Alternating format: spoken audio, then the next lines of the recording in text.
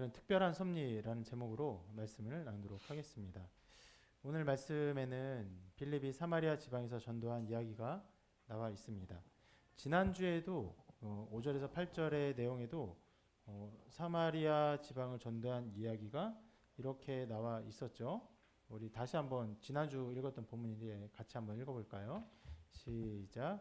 빌립이 사마리아 성에 내려가 그리스도를 백성에게 전파하니 우리가 빌립의 말도 듣고 행하는 표적도 보고 한 마음으로 그가 하는 말을 따르더라. 많은 사람에게 붙었던 더러운 귀신들이 크게 소리를 지르며 나가고 또 많은 중풍병자와 못 걷는 사람이 나으니 그 성에 큰 기쁨이 있더라. 이 내용을 보면은 이것만으로도 빌립이 사마리아 땅에서 전도를 했다, 그리고 많은 사람이 믿었다, 이런 내용들을 다 살펴볼 수 있습니다. 그런데 오늘은 그 사마리아 땅에서 일어난 어떤 전도의 사역을 더 길게 이야기하고 있는데 이 내용 안에는 두 가지 사건이 나타나 있습니다. 사마리아라는 특별한 지역의 복음이 어떤 식으로 역사했는지, 그리고 하나님이 그 땅을 어떻게 다루시는지를 오늘 사건들이 보여주고 있습니다. 그걸 한번 볼 텐데, 먼저 말씀은요, 한 사람을 주목합니다. 바로 시몬이라는 사람인데 이렇게 기록하고 있어요. 그 성에 시몬이라 하는 사람이 전부터 있어 마술을 행하여 사마리아 백성을 놀라게 하며 자칭 큰 자라 하니 낮은 사람부터 높은 사람까지 다 따르며 이르되 이 사람은 크다 일컫는 하나님의 능력이라 하더라. 오랫동안 그 마술에 놀랐으므로 그들이 따르더니. 마술을 행하는 시몬이라는 사람이에요. 우리말로 이제 마술이라고 번역된 단어는 제가 생각하기에는 다른 단어로 좀 새롭게 번역될 필요가 있습니다. 마술하면 뭐가 생각납니까? 뭐가 생각나요? 마술하면 어떤 뭐 이렇게 손기술 혹은 뭐 장치들을 통해서 뭐 눈속임들을 가지고 사람들을 즐겁게 하는 일종의 엔터테인먼트가 생각이 나죠. 뭐 저는 개인적으로 마술을 어떤 일종의 엔터테인먼트의 유형이라고 좋게 봅니다. 어떤 목사님들은 그게 나쁘게 생각하는 분들이 있어요. 근데 기본적으로 내가 당신들을 즐겁게 하겠습니다, 눈속임으로 즐겁게 하겠습니다 하고 속이는 거는 실은 속임이 아니죠. 속이지 않는 척하고 속이는 것이 사기고 나쁜 일인데, 이것은 저는 좋게 보는데, 자, 그런 것이 마술이기 때문에 이 사람을 마술이라고 이렇게 마술을 행한다 이게 칭하는 것은요 좀 말이 안 맞는다고 생각해요. 그래서 영어 번역은요 보통 마술하면 영어 단어 어떤 게 생각납니까? 매직이죠. 그런데 이 영어 단어는 매직으로 보통 번역하지 않고요 소설이라고 번역합니다. 소설이라고 번역된 단어는 다른 영어로는 블랙 매직이라고 이제 해석할 수도 있고, 그 우리나라 말로는요 마술이라기보다는 차라리 사술이라고 번역하는 것이 맞습니다. 이게 어떤 거냐면 이 시몬이 마술을 눈속임을 통해 어떤 마술을 행하는 사람이 아니라 영적인 힘을 빌어 사람을 미혹한 사람이라는 것이에요. 능력이 있었어요. 어떤 특별한 권능이 있었습니다. 여러분들 우리나라에도 무당들이 어떤 신내림을 받고 막 칼 위에서 칼춤을 추죠. 속임이 아니에요. 귀신의 권세입니다. 귀신 하는 일들이 있는 거예요. 그래서 이 시몬이 보이는 능력에 사람들이 굉장히 놀랬던 것입니다. 그래서 이렇게 말을 해요. 낮은 사람부터 높은 사람까지 다 따르며, 그러니까 지위 고하를 막론하고 모든 사람이 시몬을 추종했어요. 추앙했습니다. 심지어 이렇게까지 불렀어요. 이 사람은 크다 일컫는 하나님의 능력이라. 그러니까 사마리아 지방이 여러분들 우리가 계속 알아본 것처럼 오늘 또 알아보겠지만 기본적인 성경 신앙에 대한 배경이 있습니다. 그들이 하나님에 대한 신앙이 있는 지역이에요. 그렇기 때문에 굉장히 놀라운 신비한 능력들을 보이니까 하나님의 능력이다 이렇게 일컬었던 것이에요. 그래서 이렇게 그 지역의 사마리아 지방의 상황을 이렇게 서술하고 있는데 오랫동안 그 마술에 놀랐으므로 그들이 따르더니. 예. 자, 이 사람이 어떤 사람인지 좀 입체적으로 이해하기 위해서 어떤 기록들을 좀 생각해 보면 좋을 텐데 서기 100년에 태어나서 165년에 죽은 순교자 저스틴이 있어요. 저스틴 마터가 있어요. 성공의 카톨릭 또 동방 종교에서는 성인으로 간주되는 사람인데 로고스에 대해서 최초의 해석가로 간주되는 사람이고 또 이 사람이 특별히 사마리아 출신입니다. 그래서 사마리아 지방에서 시몬으로 유명했던 이 사람에 대해서 이런 평가를 내리고 있습니다. 신으로 간주되었고 사마리아 사람들에 의해서뿐 아니라 로마 사람에 의해서도 숭배를 받았고 심지어 동상까지 세워졌다. 뭐 어마어마한 사람이죠. 거의 신으로 추앙되었고 사마리아 사람, 로마 사람에게 추앙되면서 동상까지 세워진 사람이다. 심지어 나중에 그 이후에 이레니우스는 이 사람이 모든 종류의 이단들의 창시자다라고 평가하기도 합니다. 물론 이런 평가들이 정확히 성경에 나온 시몬이 정확하다, 모든 자료를 따져봤을 때 시몬일 수밖에 없다라고 결론 내어지진 않아요. 이론의 여지가 있어요. 논박의 여지가 있어요. 그런 시몬이 있지만 이 시몬은 다른 시몬일 수도 있다라고 논박의 여지는 있습니다. 그런데 이런 것들을 생각해 볼 때, 성경의 또 내용들을 생각해 볼 때, 이 시몬이 얼마나 많은 사람에게 추앙을 받고 어느 정도로 위상을 가지고 있었고 어느 정도로 사람들을 미혹한 사람인지를 우리가 가늠해 볼 수 있습니다.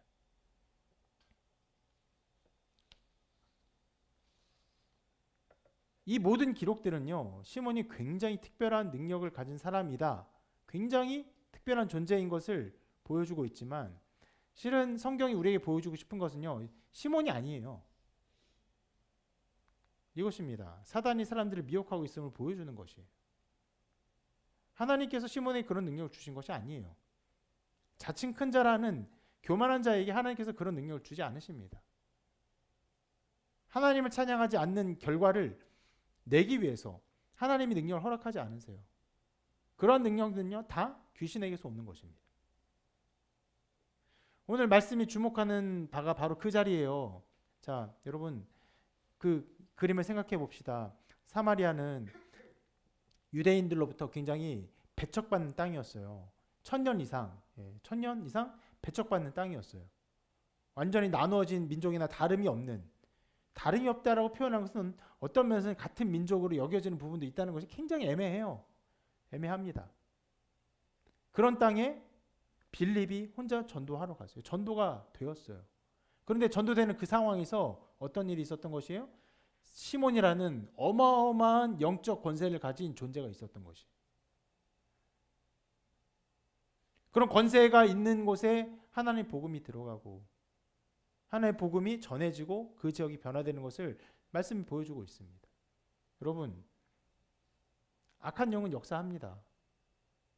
그때도 역사하고요, 지금도 역사합니다. 영은 생명을 다하지 않아요. 계속 살아가면서 사람들을 미혹해요. 그때의 이 사건을 보면서 이것을 곧장 우리에게로 곧바로 적용하면서 지금도 우리에게 악한 영 역사합니다라고 섣불리 적용하는 것이 너무 가벼운 적용이 아닌가 생각할 수도 있겠지만, 여러분, 우리 사회에 일어나는 수많은 일들을 보십시오. 특히 최근에 그 이단들, 수많은 악한 이단들 많이 보지 않습니까? 감사해요. 한 피디를 통해서 그 악한 이단들의 실체들이 막 드러나고 막 나타나고, 원래는 우리나라 방송국에서 그것들을 다 보여주려고 했는데 방송심에 계속 걸리고 뭔가 문제가 생기고 심지어 뭐 KBS 내부에서도 그것을 방해하는 사람들이 있었다, 이런 증언들이 나오지 않습니까? 그래서 넷플릭스를 통해서 그것들이 드러나고 감사한 일이라고 생각해요. 그런 일들을 어떻게 해석할 수 있어요? 뭐 해석하는 사람들이 심리적으로 뭐 가스라이팅을 당했다, 뭐 그런 부분이 있어요. 그런데 여러분, 그 내부에 있는 사람들이 나와서 고백하는 모든 고백들이 그 안에서는 그것들을 전혀 이상하게 생각하지 않는다는 거예요. 어떤 성범죄가 일어나고 단순히 교리를 잘못해서 거짓으로 취하는 것뿐 아니라 명백하게 성범죄가 일어나는데도 불구하고 그것에 대해서 잘못된 생각을 갖지 못한다는 것이에요. 도리어 그것이 그들이 믿는 자칭 예수라고 하는 사람들을 존귀하게 만들고 그들을 위한 일이라고 생각한다는 것입니다. 그런 일들 여러분 심리적인 일들로만 치부할 수 없습니다. 악한 영들이 존재해요.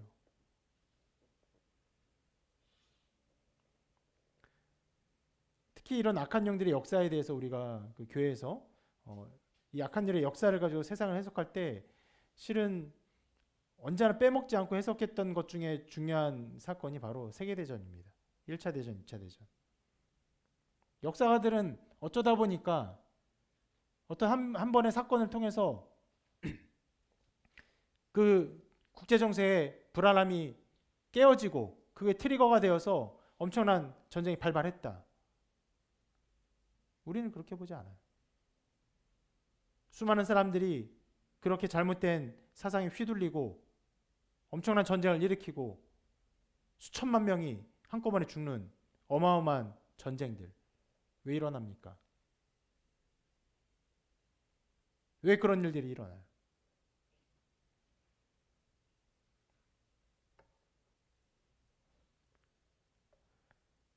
그렇게 말도 안 되는 이단에 속게 하기도 하고 말도 안 되는 전쟁에 사람들이 휘말리게 하기도 하고 수많은 사람들이 생명을 잃고 죽음을 당하고 자기의 모든 것을 다 빼앗깁니다.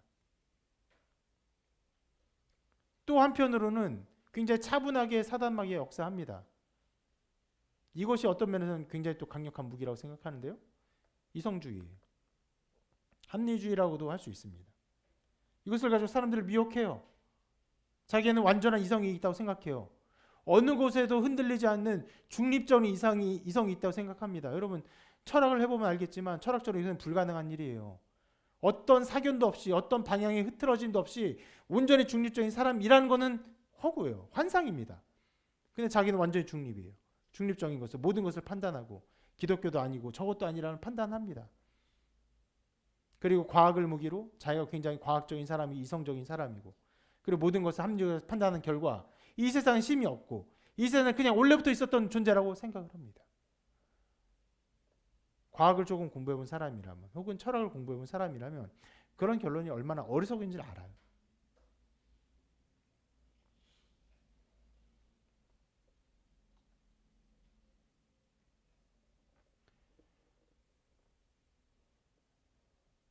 최근에 있었던 우리가 아까 얘기했던 이단들의 일들이 막 드러나고 있잖아요. 이것을 또 사용합니다. 여러 모양으로 사용해요. 여러분 잘 보셨는지 모르겠어요. 여러분 이 이단들이 나타나면요, 그런 사람들이 막 욕을 합니다. 욕을 하는 막 그 비난과 비판의 댓글을 보면요, 거의 항상 언제나 교회가 같이 비난받아요. 동일한 성경을 가지고 서로 이단이네 어쩌네 하는 게 무슨 소용이 있느냐? 성경을 믿는 것 자체가 다 그런 나쁜 일이다라고 싸잡아서 비난을 합니다. 굉장히 교모해요. 사단마귀가 그 이단들을 통해서 이렇게 몇몇 사람들을 미혹하고 수천 명, 수만 명 미혹하는 거 성공합니다. 그런 일을 성공해요. 근데 이것이 또 비난받으면 그 비난 속에서 교회가 또 함께 비난받고 욕을 먹게 만들어요. 최근에는 실은 어떤 기사를 보고 되게 충격을 받았는데,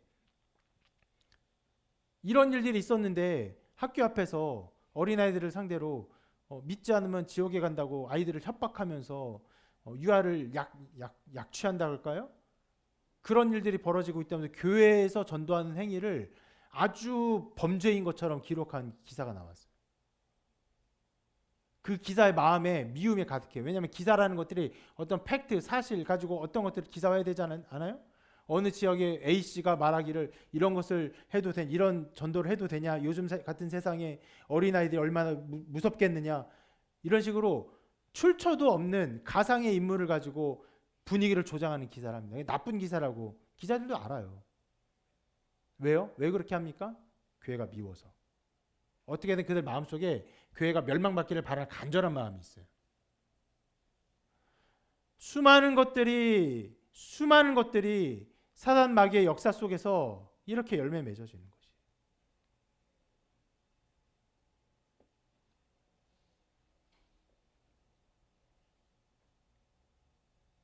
참 교묘하게도 사단 마귀는 자기가 존재하지 않는 것처럼 역사하죠. 그래서 우리 아이들도 그런 질문을 전에 한 적이 있어요. 귀신이 있어요? 그렇게 질문하는 게 당연합니다. 귀신 들렸다는 것들은 이제 더 이상 거의 보이지 않고 귀신의 역사들도 그런 것들이 잘 나타나지 않아요. 교묘하게 역사해요. 자기를 감추고 영적인 존재 자체를 사람들의 눈으로부터 감추는 전략을 택한 것입니다.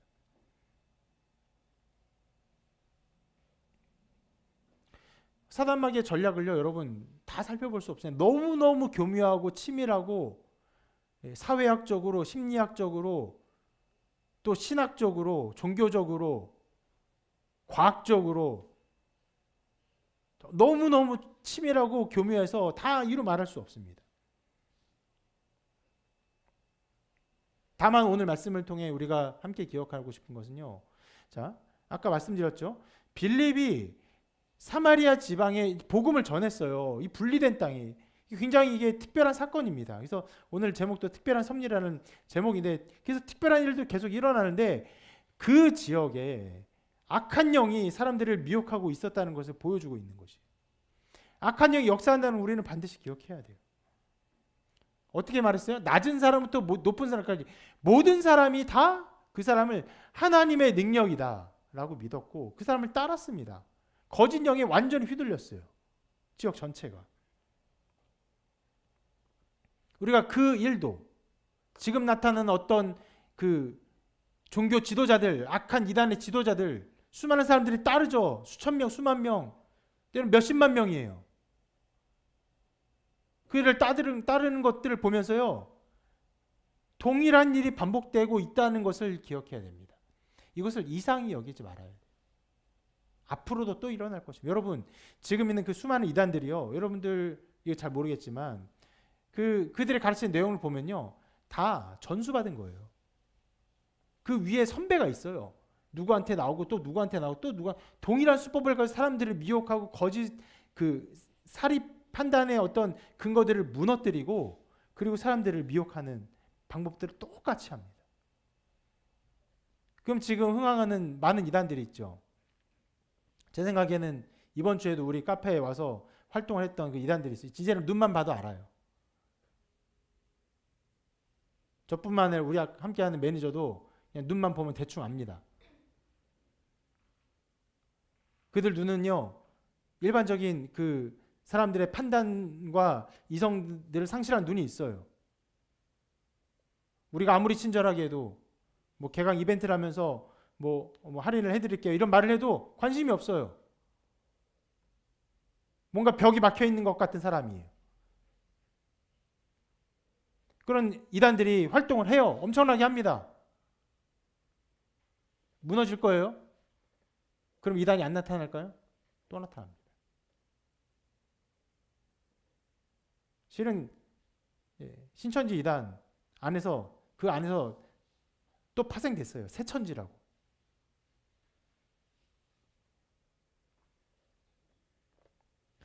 웃기죠? 그러니까 이미 그들의 교주가 죽을 날이 다 됐어요. 90세가 넘은 날 그럽니다. 죽으면요 완전히 깨지거든요. 그러니까 그 안에 있는 어마어마한 재산들, 이권을 차지하기 위해서 이단이 파생돼서 거기 사람 나와서 새천지라고, 신천지는 이단이라고 서로 공격하고 있습니다. 그럼 그 다음에는 이제 남은 한문을 더 번역하면 될까요? 새 하늘과 새 땅 이렇게? 아니면 더 새천지? 더 뉴? 예? 근데 그런 일이 일어날 거예요. 반드시 일어납니다. 오늘 말씀이 그것들을 보여줘요. 마귀가 역사하고 사람들을 미혹하고 하는 일들이 언제나 벌어진다는 것이. 낮고 높고를 따라서 모든 사람이 거기에 미혹되는 일들이 벌어져요. 그래서 우리는 이 말씀을 보면서 언제나 역사는 사단의 일을 봐야 돼요. 이상한 일이 아니구나. 그렇게 일어나는구나. 사단은 역사하는구나. 그리고 우리 말씀을 기억해야 됩니다. 우리 같이 한번 읽어볼까요? 시작. 우리의 씨름은 혈과 육을 상대하는 것이 아니요 통치자들과 권세들과 이 어둠의 세상 주관자들과 하늘에 있는 악의 영들을 상대함이라. 말씀 기억해야 됩니다. 우리의 싸움.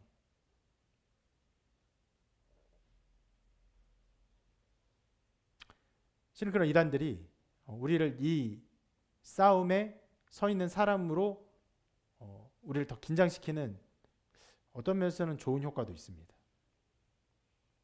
적이 안 보이면 느슨하잖아요. 적이 보이면 긴장합니다. 한 번씩 나타나는 그 사람들 때문에 저도 긴장하고 우리 매니저 긴장하고 작년 내내 1년에 긴장했더니 이제 누군지 알아보는 눈까지 생겼어요. 우리의 싸움입니다. 우리 싸워야 될 싸움이에요. 빌립은 가서 저기에 악한 영이 있으니까 무너뜨려야겠다. 그런 마음으로 간 것은 아닐지도 몰라요. 그런데 언제나 그런 일들이 일어나요. 귀신들이 있고 귀신에 사로잡힌 사람이 있고 멀쩡해도 그 악한 영에 미혹된 사람들이 있습니다. 싸워야 돼요. 굉장히 치열했겠죠.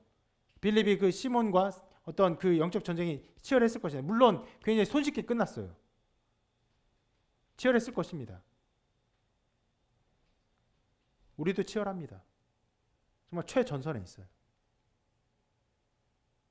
발걸음만 내디디면 있어요.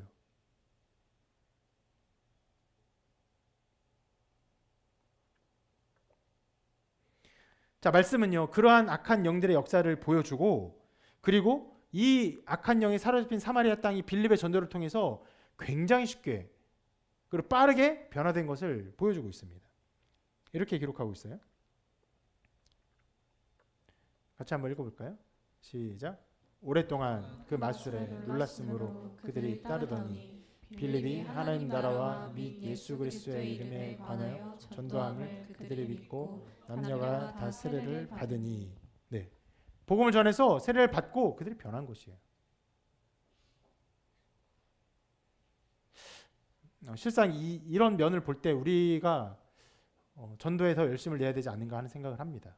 무슨 말이냐면 이단들에 빠지게 되는 사람들이 우리가 먼저 전도하고 말씀을 가르쳤다면 분명히 방비가 되었을 거예요. 이단들이 굉장한 열심으로 일주일에도 막 수백 명씩 만나거든요. 수천 명씩 만납니다. 이 동네에서. 그 막 만나고 거르고 작업하고 또 작업해요.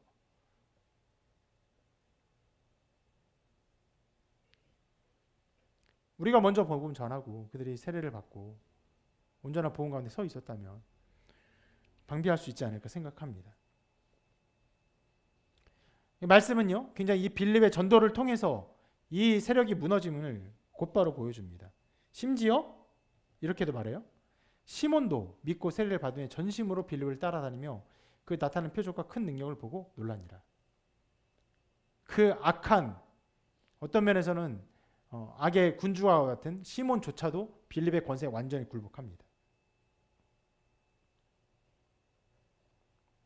자, 빌립이 보이는 큰 표적과 능력을 보고 놀랐다고 했는데 그 표적에 대해서는 이렇게 기록했습니다. 많은 사람이 붙었던 더러운 귀신들이 크게 소리를 지르며 나가고 또 많은 중풍 병자와 못 걷는 사람이 나으니. 시몬이 보인 능력은 굉장히 제한적이고 연약한 능력밖에 없었겠지만 하나님의 능력으로 보이는 이 빌립의 역사들은요, 이런 일들이 나타났고 이 일 안에서 시몬은 완전히 굴복했던 것이. 자, 이렇게 보면요, 시몬은 굴복했고 사마리아는 복음이 전도되었습니다. 그런데 말씀을 보면 실은 이러한 말씀만 전하고 끝나는 것이 아니라 더 많은 내용을 우리에게 전달해주고 있어요. 이렇게 특별한 사역을 기록하고 있는데요. 예루살렘에 있는 사도들이 사마리아도 하나님의 말씀을 받았다함을 듣고 베드로와 요한을 보내매 그들이 내려가서 그들을 위하여 성령 받기를 기도하니 이는 아직 한 사람에게도 성령 내리신 일이 없고 오직 주 예수의 이름으로 세례만 받을 뿐이더라. 이에 두 사도가 그들에게 안수하며 성령을 받는지라. 기독교 역사에서요, 굉장히 큰 논쟁이 벌어진 본문입니다.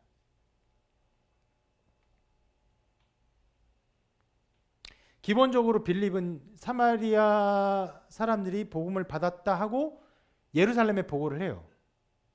이렇게 표현했죠. 하나님의 말씀을 받았다. 그건 뭐 굉장히 어떻게 보면 평서문이에요. 평서문인데 평서문이면 굉장히 성교적 보고의 모습을 갖춘 것으로 생각할 수 있습니다. 왜냐하면 자 사마리아도 하나님의 말씀을 받았다라고 했는데 그 앞에도 이런 표현이 나와요. 그 말을 받은 사람들은 세례를 받음에 이날에 신도의 수가 3,000이나 더하더라. 뭐냐면 처음에 성령께서 강림하시고 베드로가 설교했을 때 뭐라고 표현해? 그 말을 받은 사람들은 그 말을 받았다라는 표현이에요. 그리고 나중에도 이런 표현이 나옵니다. 유대에 있는 사도들과 형제들이 이방인들도 하나님의 말씀을 받았다 함을 들었더니, 그러니까 말씀을 받았다라는 표현은요, 그냥 말씀을 그냥 누가 받았다라는 그런 단순한 서술이 아니라 선교적으로 이곳에 하나님의 말씀이 들려졌고 그들이 말씀을 수용했고 하나님의 교회가 일어날 수 있는 모든 기반들이 마련되었다라는 공식적인 보고였던 것으로 보입니다.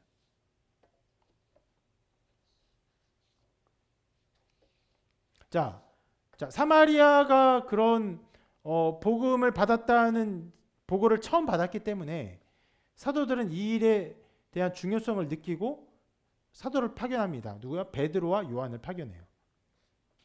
요한을 파송한 것은 매우 의미가 있어 보입니다. 왜냐하면 그 누가복음 보면요, 요한이 이런 말을 했던 것을 기록하고 있습니다. 같이 한번 읽어볼게요. 읽습니다. 시작. 예수께서 승천하실 기약이 차감해 예루살렘을 향하여 올라가기로 굳게 결심하시고 사자들을 앞서 보내심에 그들이 가서 예수를 위하여 준비하려고 사마리아인의 한 마을에 들어갔더니 예수께서 예루살렘을 향하여 가시기 때문에 그들이 받아들이지 아니하는지라. 제자 야고보와 요한이 이를 보고 이르되 주여 우리가 불을 명하여 하늘로부터 내려 저들을 멸하라 하기를 원하시나이까. 네. 예수님의 어떤 사역을 사마리아가 어떻게 돕지 않는 거죠. 그러니까 야고보와 요한이 어떻게 해요? 예수님에게 주여 우리가 불을 명하여 저 사마리아 마을을 멸하라 하기를 원하시나이까. 그러니까 요한 마음에는 저 그냥 악한 사마리아 불이 내려서 멸망해야 돼, 이런 마음을 가지고 있었던 것이에요. 그런데 지금 그 요한이 여기에 함께 파송되고 있어요. 베드로와 함께 하나님의 말씀을 받았다 하여서. 그리고 도착해서 한 일을 이렇게 기록합니다.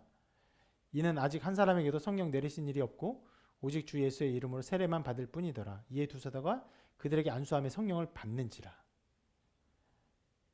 본격적으로 교회에 큰 해석의 갈라짐이 나타난 본문입니다. 자, 이걸 보면요, 우리 신앙에 두 단계가 있다라고 생각이 될 수 있어요. 예수님을 믿는 것, 예수님을 믿고 세례를 받는 것, 그것과 또 별개로 안수를 받고 성령을 받는 것, 이 두 단계가 있다고 생각할 수 있습니다. 이 두 단계가 있음을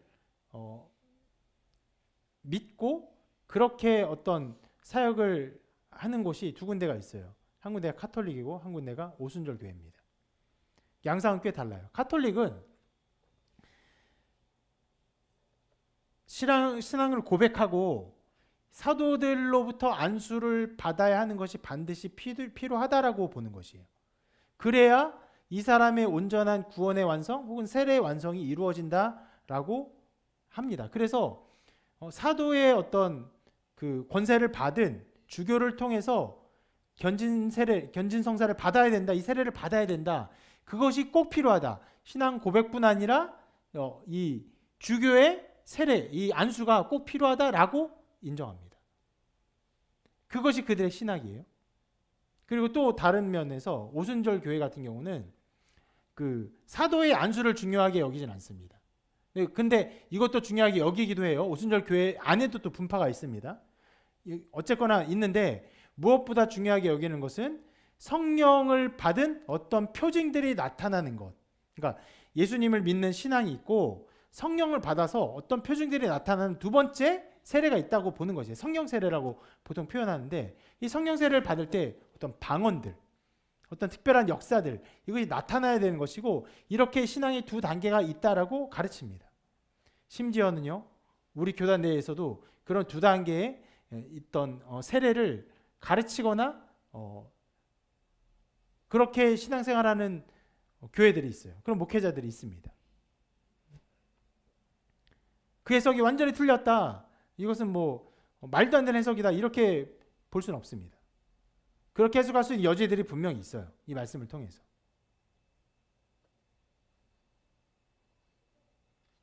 그런데 실은 이게 굉장히 신학적인 면이어서 길게 논의를 해야 되는데 최대한 짧게 논의를 하고 또 여러분들이 좀 빠르게 이해하기 위해서 이런 질문을 해보고 싶습니다. 이 사건이 하나님이 우리에게 보여주시는 어떤 신앙의 보통의 일반적인 상태를 보여주기 위해서 보여준 것인가? 라는 것이에요. 그렇게 볼 수는 없어요. 이것을 우리가 경험해야 되는 일반적인 모습이라고 보는 것은 굉장히 위험할 수 있습니다. 이미 베드로가 이렇게 설교를 했습니다. 사도행전 그 앞에서 첫 설교를 할 때 베드로가 이르되 너희가 회개하여 각각 예수 그리스도의 이름으로 세례를 받고 제사함을 받으라. 그리하면 성령의 선물을 받으리니. 실은 이게 한 번에 이루어지는 거예요. 그래서 처음에 이 사도행전에서 이 설교를 하고 처음에 3,000명이 회개할 때도 그들이 신앙 고백하고 조금 있다가 성령을 받고 이런 것이 아니었어요. 한 번에 이루어지는 것이었습니다.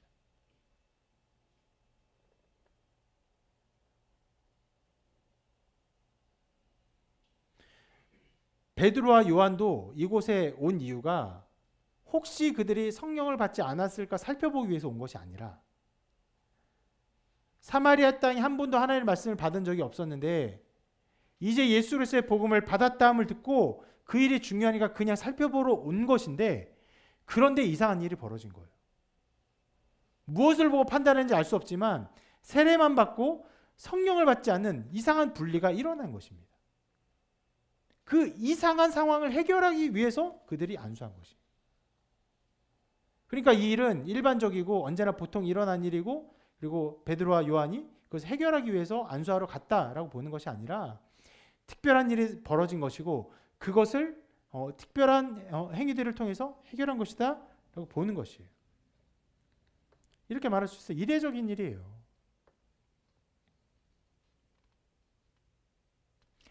왜 이런 이례적인 일이 일어났을까요? 그것은 여러분 사마리아의 독특성에 기인하는 것이에요. 만약에 예루살렘에서 일이 벌어져요. 예루살렘에서 그 복음이 전해졌는데 이전에는 한 번에 성령께서 오셨고, 근데 나중에는 신앙 고백하고 성령이 따로 왔고, 이런 일이 벌어졌다면 그런 어떤 원리를 하나님께서 우리에게 보여주시나 보다 할 수 있지만, 사마리아가 독특한 지역이기 때문에 이런 일이 일어난 것입니다. 자, 사마리아가 얼마나 독특한 일인지 예수님께서 이렇게 이미 말씀하셨죠. 예루살렘과 온 유대와 사마리아와 땅끝까지 이르러 내 증인이 되리라.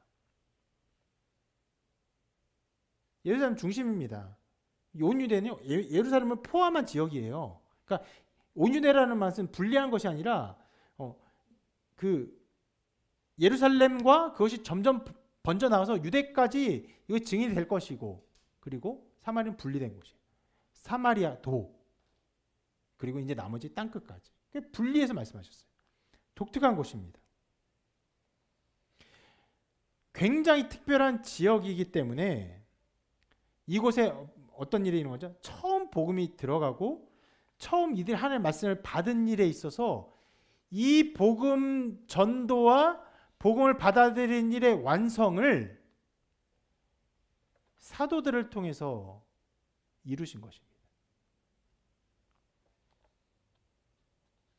예루살렘에서는 처음에 누가 설교했죠? 베드로가 설교했어요. 그리고 교회가 세워졌습니다.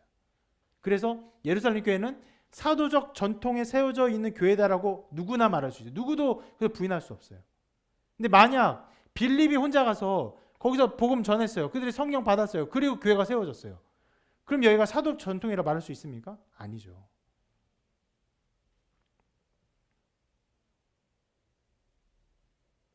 빌립을 특별히 사용하셨지만 그러나 빌립을 통해 복음 전하는 것으로 끝내지 아니하시고 사도를 통해서 그 모든 것이 완성되게 하사 이 사마리아에 세워진 교회조차도 사도적 전통 안에 세워진 교회로서의 지위를 하나님께서 부여하시기 위해서 이 일을 베푸신 것입니다.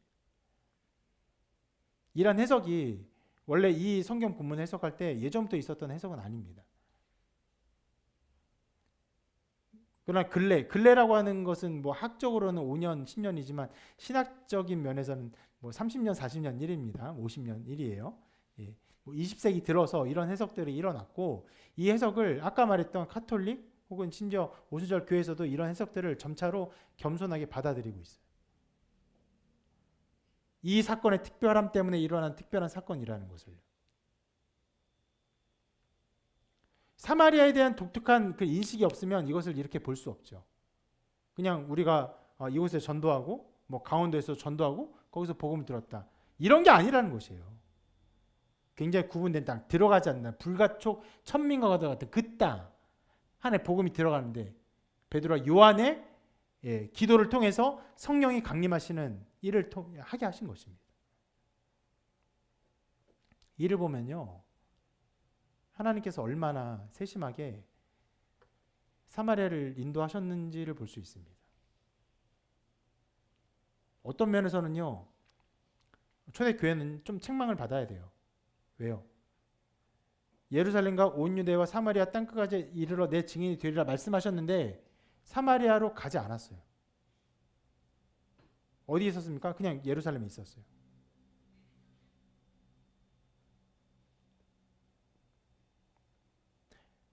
그러는 중에 첫 순교자 스데반이 나왔습니다. 하나님의 영광을 바라보고 죽었어요. 그 영광을 바라보고 죽음을 통해서 반대파는 엄청난 용기를 얻죠. 사울은 용기를 얻습니다. 그래서 교회를 핍박합니다. 교회는 완전히 깨져요. 사도회에는 모두가 흩어집니다. 말도 안 되는 깨어짐이 일어나요. 그런 중에 빌립이 사마리아를 가죠. 실은 왜 갔는지 어떤 마음을 갔는지 전혀 기록하고 있지 않아요. 빌립이 가요. 그리고 복음 전합니다. 그리고 예수님 믿어요. 이것 자체가 놀라운 일이에요. 순교와 그로 말미암아 교회 핍박이 아니었으면 사마리아로 복음이 전해지지 않았다고 볼 수도 있는 거예요. 이 특별한 역사를 통해서 빌립을 통해 사도들은 교회를 지킬 필요가 있었을 거예요. 그 깨어지는 교회를 붙들고 있을 필요가 있었을 것입니다. 빌립을 통해 사마리아 복음 전하게 하셨고, 근데 그것만이 아니라 이 예수님을 믿고 성령을 받는 이 모든 일에 있어서 어떤 특별한 분리를 허락하셨고, 베드로와 요한을 통해 이 모든 것을 완성케 하사 예루살렘 교회와 연속선상에 서 있을 수 있도록 하나님께서 인도하신 것입니다. 그들의 신앙이 연결되게 하신 것이에요. 이제까지 사마리아는요, 어떤 면에서는 단 한 번도 유대 땅과 연결되지 못한 사람들이에요.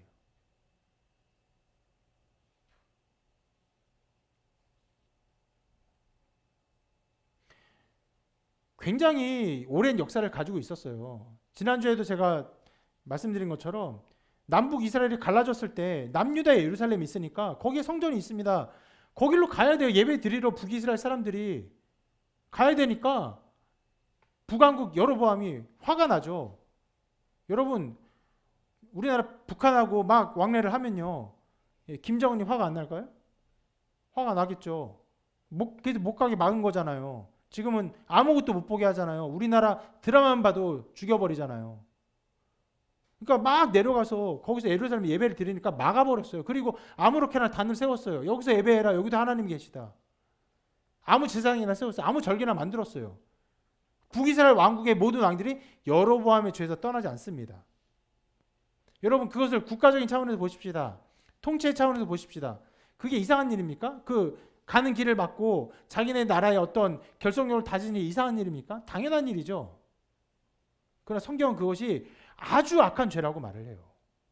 그래서 계속 반복적으로 여로보암의 죄를 계속 언급합니다. 여러분이 엄청난 악한 왕이 아니에요. 그 위에 악한 왕들 계속 나와요. 그런데 여로보암의 죄를 떠나지 않았다는 걸 계속 언급해요. 왜요?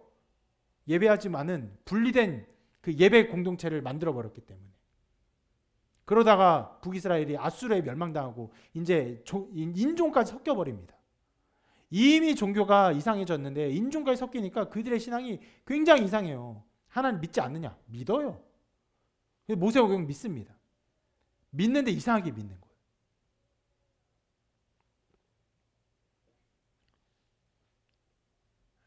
비슷한 것은요, 완전히 다른 것보다 더 나쁜 경우가 많아요.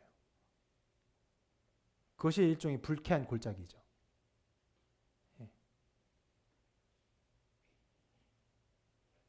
가게에서 어떤 로봇가 어서 오십시오 삐리리 인사하면 귀여운데 굉장히 사람 비슷한 피부를 가진 이상한 로봇가 눈동자 숫자 없는 모습으로 어서 오십시오 하면 징그러워요. 어머 깜짝이야. 바로 차고 싶을지도 몰라요. 아무도 그런 거 하지 않죠. 실은 유대인들이 가지고 있는 그 불쾌함들이 바로 그런 것들일 거예요. 비슷해요. 아브라함의 하나님 믿어요.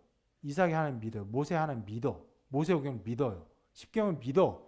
근데 달라. 얼마나 기분 나빠요. 그런 그들이 처음으로 이제 연결이 된 거예요. 근데 그들이 원래 알고 있던 유대 신앙으로 연결된 건 아닙니다. 무엇으로? 예수 그리스도로 말미암은 새로운 복음 가운데 그들이 연결된 것이. 연결을 시키시는데 빌립을 통해 완성시키지 않고 빌립을 통해 시작하게 하셨고 그리고 베드로와 요한을 통해서 완성시키신 것입니다. 하나님이 사마리아를 긍휼히 여기신 거예요. 사마리아를 세워주셨어요. 이 말씀이 이루어진 것입니다. 어떻게 보면 그는 우리의 화평이신지라 둘로 하나를 만드사 원수된 것 그 중간에 막힌 담을 자기 육체로 허시고. 그건 이방인과 그 유대인들의 어떤 하나됨을 말한 말씀이긴 한데 여러분 둘로 하나를 만드는 것은 감상적인 일이 아니에요. 어떤 면에서 굉장히 신학적인 일입니다. 실제적인 일이에요. 사마리아 교회가 빌립, 베드로, 요한을 통해서 일어나게 하사 그들이 이 막힌 담이 허물게 하셨어요. 그 누구도 이제 비난할 수 없어요. 그 누구도 사마리아 교회를 향해서 너네는 교회가 아니야. 정통성이 없어. 여러분 교회 정통성 문제가 얼마나 큽니까? 로마 카톨릭과 동방 정교회가 그걸로 나눠서 쪼개져서 지금까지 쪼개져 있죠. 우리조차도 우리가 개혁주의를 통해서 개신교로 나왔나요? 우리는 그렇게 생각하지 않아요. 우리는 초대교회의 온전한 신앙을 계승하고 있다고 믿고 있어요. 정통성의 문제는 굉장히 중요한 문제예요. 그런데 이 일들을 통해서 하나님께서 사마리아를 세워주신 것입니다. 주님께서 말씀하시길 예루살렘과 온 유대와 사마리아 땅까지 내 증인이 되리라 하신 일이요. 너 가서 복음 전해. 어디 가서든 복음 전하면 돼. 그냥 이렇게 한 것이 아니라 굉장히 신비한 사역들의 섭리와 역사 속에서 이 일들이 마침내 벌어지게 된 것이에요. 베드로와 요한이 그럼 우리가 사마리아를 가서 이 모든 것을 완성시키자 아니에요. 그냥 빌립의 말을 듣고 이상히 여겨서 확인하러 간 거예요. 그것들을 통해서 그들이 모두 연결되게 하셨습니다. 사람의 힘으로 다 가늠할 수 없는 하나님의 신비한 섭리가 교회의 핍박, 심지어 스데반의 죽음, 교회의 핍박, 빌립의 떠남, 빌립의 전도, 그리고 베드로와 요한의 안수기도를 통해서 다 이루어지게 하신 것입니다. 그 어떤 한 걸음 한 걸음도 그 각 사람이 내가 이렇게 할 거야, 이런 결과를 맺을 거야, 이렇게 하고 말 거야 해서 이룬 것이 아니에요. 그러나 그들이 모두 이루어서 어떻게 해요? 예수 그리스도의 그 말씀을 성취한 것이죠. 하나님의 일을 하게 하신 것입니다. 자, 그리고 오늘 말씀 한 가지 사건을 더 기록하고 있습니다. 이 특별한 사건 외에 바로 시몬에 대한 것을 기록하고 있어요. 자, 그 베드로와 요한이 안수하여서 성령을 받는 것을 보니까 이 악한 시몬이 어떤 행동을 했냐 이렇게 기록합니다. 함께 같이 읽어볼까요? 시작. 시몬이 사도들의 안수로 성령 받는 것을 보고 돈을 들여 이르되 이 권능을 내게도 주어 누구든지 내가 안수하는 사람은 성령을 받게 하여 주소서 하니. 돈을 주고 이것을 살 수 있다고 생각한 것 같아요.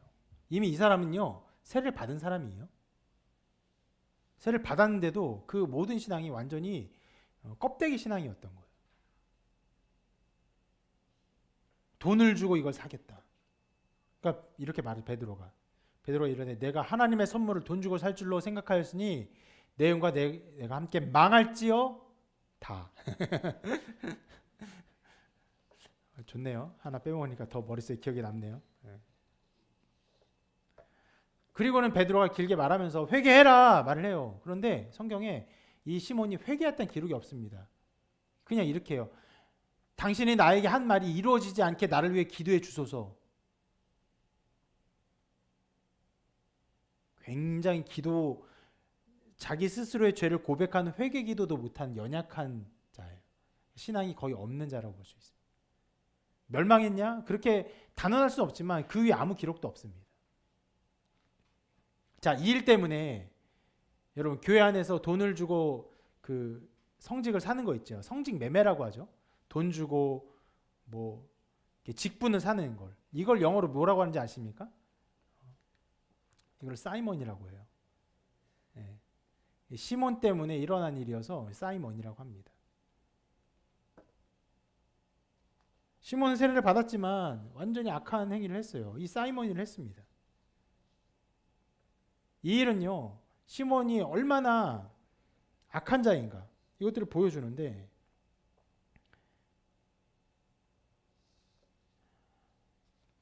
원래부터 악한 자였는데 세례를 받았음에도 불구하고 실은 아무것도 회개하지 아니하고 이런 악한 행위를 할 정도로 그 악이 물러가지지 않는 거예요. 그런 악의 악독성을 보여주고, 또 한 가지는 이 말씀은요, 돈으로 하나님을 사고 파는 행위의 악함을 또 보여줍니다. 우리가 자본주의 살기 때문에 더 신경 써야 돼요. 여러분, 돈이 모든 것을 할 수 있습니까? 그건 아니죠. 돈이 거의 모든 것을 할 수 있습니까? 예, 그래요. 거의 모든 것을 할 수 있어요.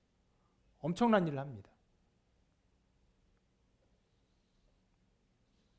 교회 안에 성직 매매가 없습니까? 이걸 이야기하기 시작하면 정말 끝이 없을 거예요. 많은 이야기를 할 수 있어요. 많은 걸 알고 있습니다. 모자이크가 필요할지도 몰라요. 제가. 집사, 권사, 장로, 직분을 돈 주고 사는 일이 없습니까? 심지어 목사의 이 직위를 돈 주고 사는 일이 없습니까?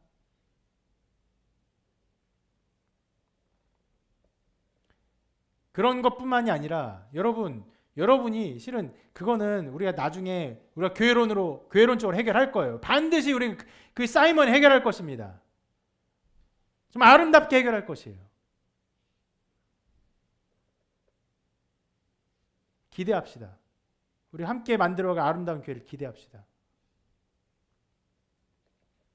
그건 기대하고, 실은 여러분들이 주의할 일이 있어요. 돈으로 교회 일을 해결하는 거. 금방 그럴 수 있습니다. 무언가 여러분 잘못해요. 교회 잘못합니다. 저한테 잘못해요. 여러분, 그럴 때 돈으로 해결하려고 하지 마십시오.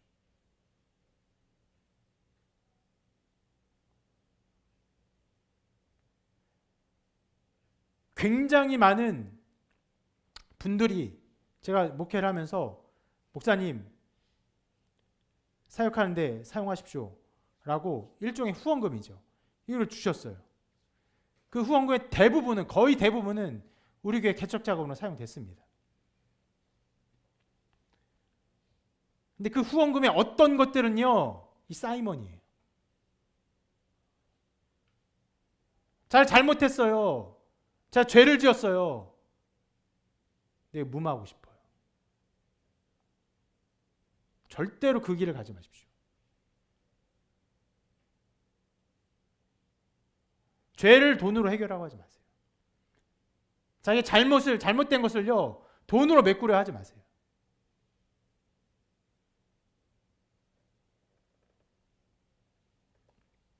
근데 이 말씀은요, 이 시몬의 악함과 그 악함이 어디까지 갈 수 있는가를 보여주고 있는 것이고, 실은 말씀의 전체 흐름은요, 이것을 주목하고 있는 것은 아닙니다. 이렇게 악한 자가 있지만 마침내 사마리아의 교회가 세워졌고 베드로와 요한을 통해서 인정을 받았고, 그리고 이 모든 것은 교회가 어떻게 세워져 가는지를 우리에게 보여주고 있습니다. 어떻게 세워집니까? 겉으로는 빌립의 헌신을 통해서, 또 다음 단계로는 베드로와 요한의 사역을 통해서, 혹은 그 중간 단계에서는요, 하나님의 능력이 나타남을 통해서, 하나님의 말씀의 선포를 통해서 교회가 세워진다고 말할 수 있어요. 그러나 저 깊은 곳에서 한 가지를 고백해야 됩니다. 하나님의 특별한 섭리로 교회가 세워집니다. 우리가 다 감당하지 못할, 우리가 다 이해하지 못할 하나님의 섭리로 하나님의 교회가 세워집니다. 이 하나님의 섭리를 바라볼 때 우리도 그 안에서 하나님의 섭리를 기대할 수 있는 것이에요. 한 사람 한 사람 주목할 때는 저는 저조차도 빌립 같은 능력도 없습니다. 베드로 요한 같은 사도도 아니에요. 부족해요. 연약합니다. 지금 흥황하는 악한 세력들을 우리가 쉽게 물리칠 수도 없어요.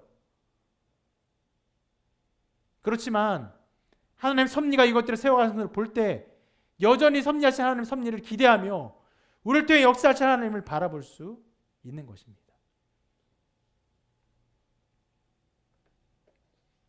지난주 목요일 날 함께 기도 제목 나누면서 이 섭리의 어떠한 부분을 함께 나누었죠. 우리 교회가 나아갈 방향들, 함께 연합하는 사역에 동참하게 된 이야기들, 굉장히 빠르게 긴밀하게 함께 연합하여서 이 지역과 또 세계 선교에 함께 동참할 수 있는 길들이 열리고 있습니다. 이런 하나님의 섭리 가운데 하나님께서 교회를 세우시고 이끌어 가십니다. 이것을 보면 하나님께 우리의 영광 돌려야 하는 것이고, 이때도 역사하시면 사마리아 교회를 통해서, 그리고 더 나아가서 땅끝까지 복음을 전하게 하신 하나님께서 지금도 우리를 통해서 이 신촌 땅에, 더 나아가 서울에, 더 나아가 한국에, 더 나아가 세계에 복음을 전하게 하는 일을 하실 것입니다. 이런 하나님의 역사하심을 바라보며 하나님께 영광 돌리고, 또 그 안에서 우리는 어떻게 해요? 건강한 교회를 세워가는 부단한 노력과 열심과 헌신을 드려야 할 것입니다. 그러한 삶이, 그러한 신앙 고백이 여러분 삶 가운데 가득하기를 주님의 이름으로 축원합니다.